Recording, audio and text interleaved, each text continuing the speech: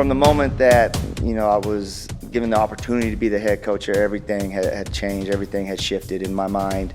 A lot of it had to do with me knowing, the quality of team and the number of points that we had coming back and the opportunity that we had to continue the success that the program has been having. Just wanted to do everything I could to make sure that we continued and we were able to win a state championship this year, because I thought we had a state championship worthy team, from the beginning. Was I expecting to qualify 14 for the state tournament? We qualified 13 last year. We scored 58 and a half points last year. Was I expecting to outscore that team last year? No, that wasn't one of the things that I was striving to do.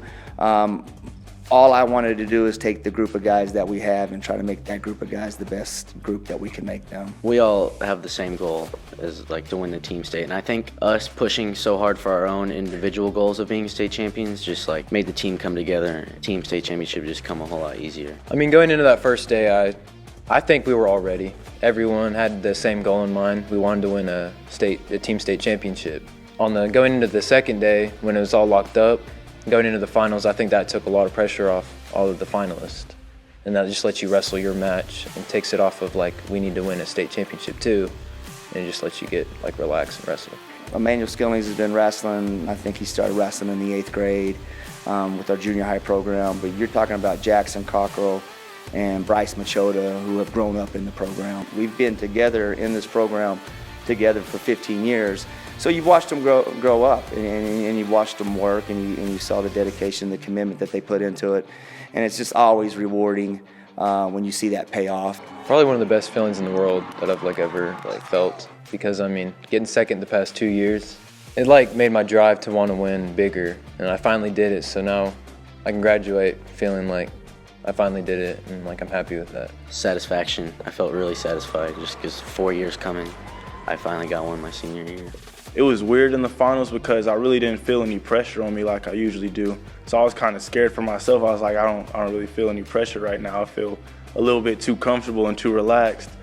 So I just went out there and let it fly. Getting on the podium always feels pretty good, looking and seeing your teammates cheer for you.